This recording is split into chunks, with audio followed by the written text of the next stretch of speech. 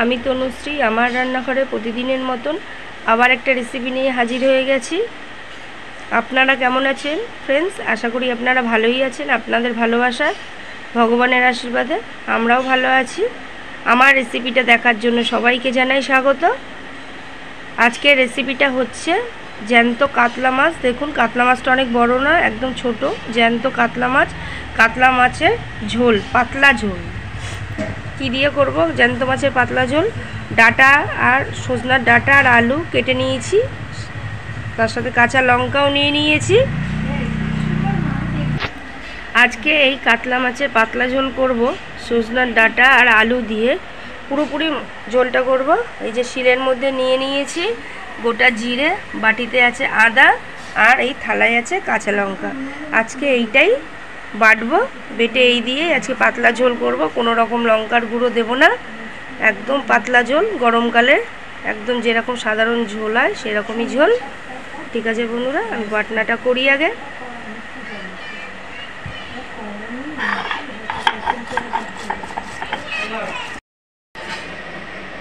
আগে থেকে মাছটা ধুয়ে মাছে নুন হলুদ মাখিয়ে রেখে দিয়েছিলাম ফ্রেন্ডস। আর আমার শরীরটা যেহেতু ভালো না আজকে, তাই বৌদিকেই বললাম একটুখানি তুই মশলাটা বেটে দে। তাই ও জিরে আদাটা ওই বেটে দিয়েছে। আপনাদের তো দেখালামই প্রথমে যে আমি মাছটা কী দিয়ে করব। কাঁচা লঙ্কা, জিরে, তার মধ্যে একটুখানি যদি একটু ধনে আমি দিয়েছি, সেটা আর দেখানো হয়নি। ধনে আর আদা বাটা মশলাটা করে নিয়েছি। যাই হোক, আমি এবার দেখিনি আমার থালিতে তাহলে কী কী আছে। ডাঁটা, সজনার ডাঁটা, লম্বা লম্বা করে আলুও কেটে নিয়েছি মাছে দেবো বলো। টমেটো একটুখানি গ্রেট করে রেখে দিয়েছি, টমেটো মশলা করে রেখে দিয়েছি। দেখালামই আপনাদেরকে কী কী মশলা আমি বাটলাম। যে গোলমরিচের গুঁড়ো, গোটা জিরে। আগে থেকে গ্যাস অন করে খালি কড়াই বসিয়ে দিয়েছি। কড়াইটা তো গরম হয়ে গেছে। কড়াইতে দিয়ে দেবো সরষের তেল। তেলটা গরম হওয়ার জন্য একটু সময় নেব। তেল গরম হয়ে গেছে। আগে থেকে যে নুন হলুদ মাখিয়ে রেখেছি মাছ,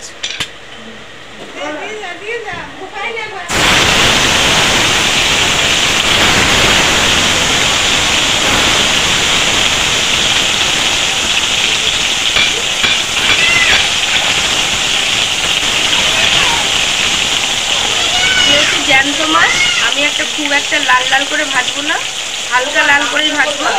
জ্যান্ত মাছ কড়া করে ভাজলে ভালো লাগে না। এক পিস মাছগুলো ভেজে নিয়েছি আর এক পিস উল্টিয়ে দিয়েছি। এপিট এপিট করে ভাজা হয়ে গেছে মাছগুলো। মাছগুলো দেখতে মনে হচ্ছে লাল, কিন্তু খুব একটা লাল করে ভাজা হয়নি। তুলে নেবো মাছগুলোকে এবার। মাছগুলো সব ভেজে নিয়েছি। ওই মাছ ভাজা গরম তেলের মধ্যে ফোড়ন দিয়ে দেবো গোটা সাদা জিরে, তার সাথে একটা তেজপাতাটা একটু আমি ছিঁড়ে দেবো। ফোড়নটা ভেজে নেব।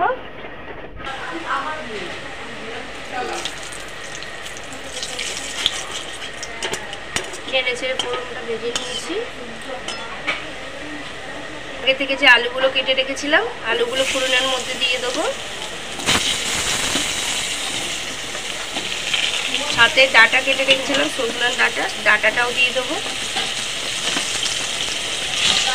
আলু আর ডাঁটাটার মধ্যে একটুখানি নুন দিয়ে দেবো, দিয়ে ভালো করে ভেজে নেব।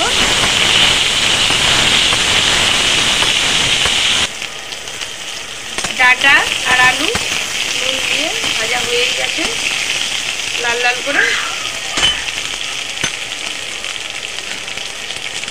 টমেটো দিয়ে গ্রেটারে ঘষে রেখেছিলাম,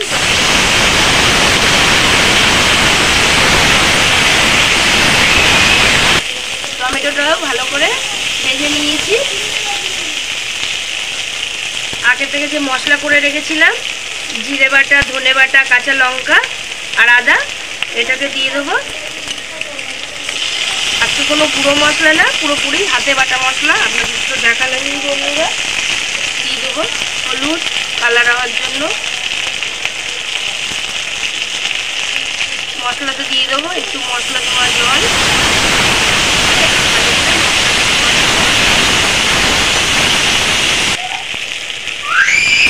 ভালো করে মশলাটা কষিয়ে নিয়েছি।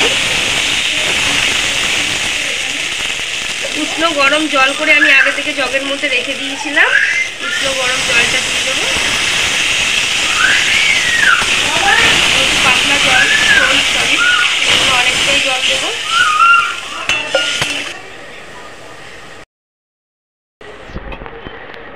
মাছগুলো দিয়ে দিয়েছি, ঝোলটা বেশ ফুটতে শুরু করে দিয়েছে। দেখুন একদম পাতলা ঝোল হয়েছে, কোনো মশলার যে অনেক মশলা দিয়ে সেও না, গাঢ় ঝোলও না, একদম পাতলা ঝোল। দারুণ লাগে এরম জ্যান্ত কাতলা মাছের সরষের ডাঁটা আর আলু দিয়ে ঝোল করলে, সাথে বাটা মশলা দিয়ে। নামাবো তার আগে একটু গোলমরিচের গুঁড়ো আমি ওপর থেকে ছড়িয়ে দেবো।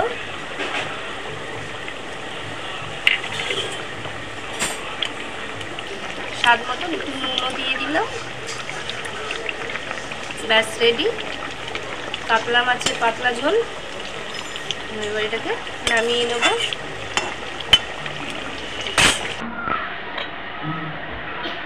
কাতলা মাছের পাতলা ঝোল এই গরমকালে দারুণ লাগে।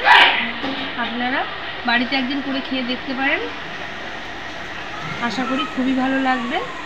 সবসময় তো এই গরমে রিচ খাওয়ার ভালো লাগে না, বেশি মশলার খাওয়া। একদম হালকা মশলা দিয়ে তো করলাম, আপনাদেরকে তো সেটা শেয়ার করলাম। বন্ধুরা দেখলেনি, আমার রেসিপিটা দেখে যদি ভালো লেগে থাকে তাহলে তো আবদার করে প্রতিদিনের মতন আজও বলবো একদিন বাড়িতে করে খাবেন। আর ভালোবেসে পাশে থেকে একটা লাইক, শেয়ার, সাবস্ক্রাইব করে দেবেন। ভালো থাকবেন, সুস্থ থাকবেন। Thank you. সবাই সাবধানে থাকবেন। একদম পাতলা ঝোল।